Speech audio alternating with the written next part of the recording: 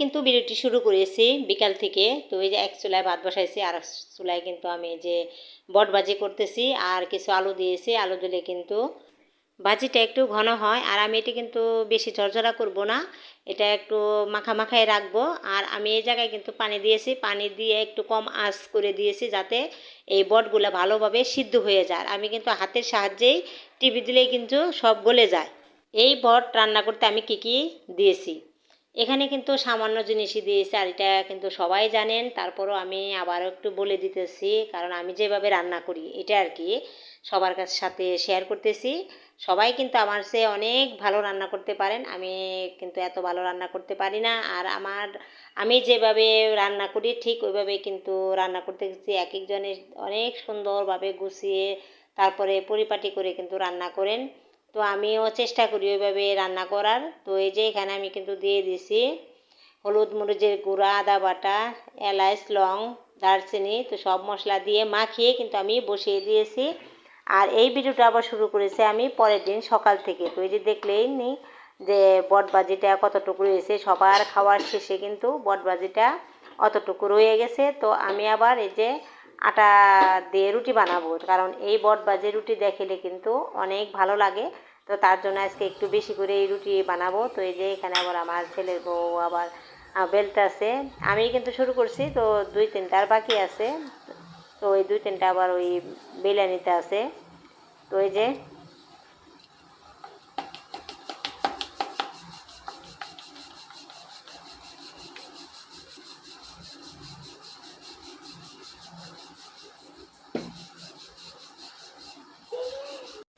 রুটি বেলা শেষ। তো এখন এই যে ভাজার জন্য চুলাতে দিয়ে দেবো। তো তার জন্য আগে আমি তাওয়াটা ভালো করে মুছে নিয়ে নিই। তো এই যে রুটি কিন্তু একটা দেওয়া হলো, আর এই রুটিটা কিন্তু অনেক সুন্দরভাবে ফুলেছিল, আর সুন্দর ঘুরে ঘুরে কিন্তু এই রুটিটা ভাজা হচ্ছিল। এই রুটি কিন্তু 2টা উল্টান দিলেই রুটিটা সুন্দর মতো একাই কিন্তু এই যে ফুলে ওঠে। আর এই ফুলকো ফুলকো রুটি কিন্তু খেতে অনেক মজা লাগে, খেতে ভালো লাগে। তো এই যে একটা বা সুন্দর পরিষ্কার লেকড়া দিয়ে তারপরে হালকা হালকা করে চাপ দিবেন, আর রুটি সুন্দর মতো ফুলে যাবে। তো এই যে দেখছেন কি সুন্দরভাবে রুটিটা ফুলে গেছে। আর এক এক করে কিন্তু সব রুটি ভেজে নেব। আমি কিন্তু সকালবেলায় সকালের নাস্তাটা বানিয়েই দুপুরে রান্নার জন্য সব কিছু রেডি করে নেই, তারপরে কিন্তু আমি বসিয়ে দিই। তো এই যে এখানে আমি কিন্তু ঢেঁড়সটা সুন্দর মতো আগে ধুয়ে কেটে রেখেছিলাম, কাঁচামরিচ, পেঁয়াজ তো দিয়ে এই যে ভাজিটা বসাই দিলাম। আর এই ভাজি একটু ভালো করে লাড়াচাড়া দিয়ে তারপরে ঢেকে দেবো যাতে একটু সিদ্ধ হয়।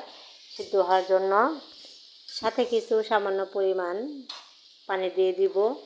আর কি রান্না করব বলেন তো বন্ধুরা, কি রান্না করতে পারি আর?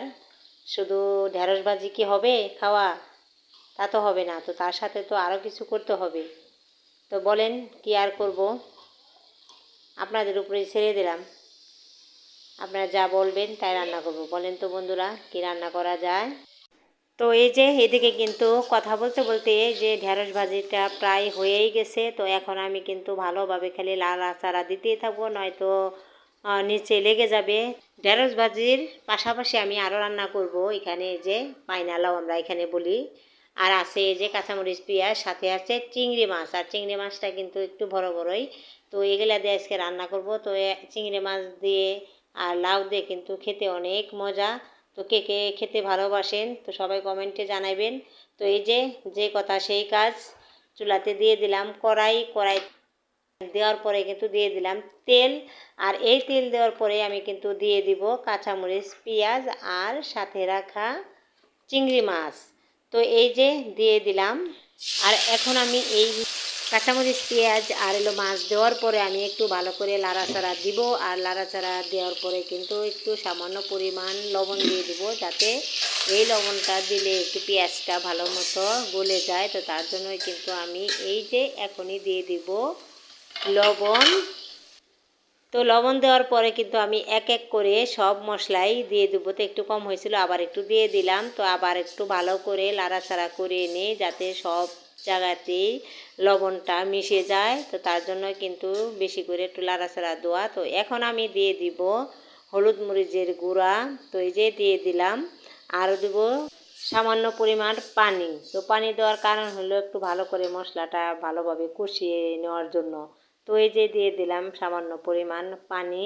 আর পানি দেওয়ার পরে একটু ভালো করে লাড়াচাড়া দিব। লাড়াচাড়া দেওয়ার পরে কিন্তু দিয়ে দিব এই যে আদা বাটা। তো আদা বাটাটা দেওয়ার পরে কিন্তু আবার একটু লাড়াচাড়া দিব, যাতে সব মশলার সাথে আদা বাটাটাও মিশে যায়।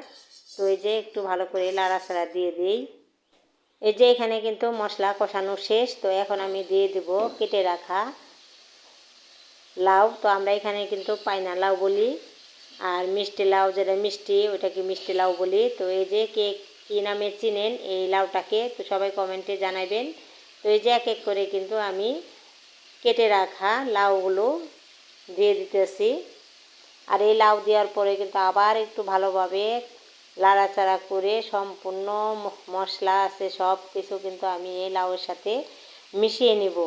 তো এই যে আমার কিন্তু লাউটা দিয়ে দেওয়া শেষ। তো এখন আমি ভালো করে এই লাউগুলো মশলার সাথে মিশিয়ে নিব, যাতে সব জায়গায় মশলা গড়ায়। তো এই যে এখন আবার আমি ঢাকনা দিয়ে ঢেকে দেব একটু সিদ্ধ হওয়ার জন্য। তো এই যে ঢাকনাটা ঢেকে দিলাম। এখন চলেন বন্ধুরা দেখি তরকারিটার কি অবস্থা। তরকারি তো কষানোর জন্য বসিয়ে দিয়েছিলাম। তো এই যে তরকারিটা কিন্তু প্রায় কষানো হয়েই গেছে। তো আর একটু লাড়াচাড়া দিব, আর যত লাড়াচাড়া দিবেন আপনারা তত কিন্তু এই তরকারির স্বাদটা বেড়ে যায়।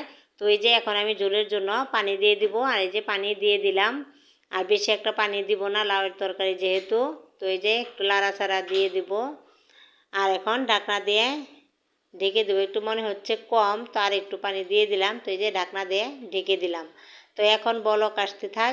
এই লাউ কিন্তু আমাদের নবীজিরও অনেক পছন্দের। তো এই যে এখানে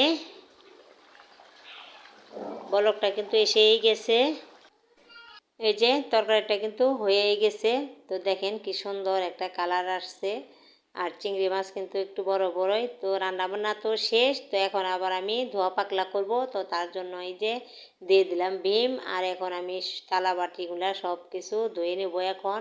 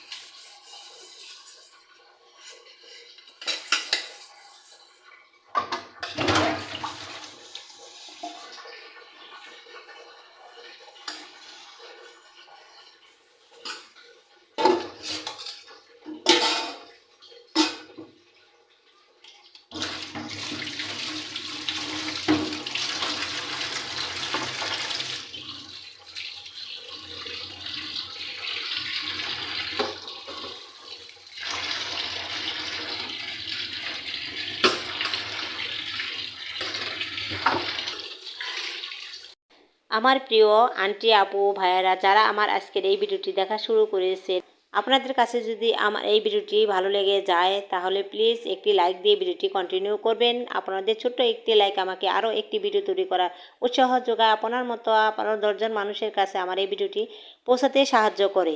তো আমার এই ভিডিওটি আমার নতুন নতুন আপু ভাইয়েরা যারা দেখা শুরু করেছেন তাদের কাছে যদি আমার এই ভিডিওটি ভালো লেগে যায় তাহলে আমার চ্যানেলটিকে সাবস্ক্রাইব করে দিবেন, আর সাবস্ক্রাইব করে আমার পরিবারের বন্ধু হয়ে থেকে যেতে পারেন।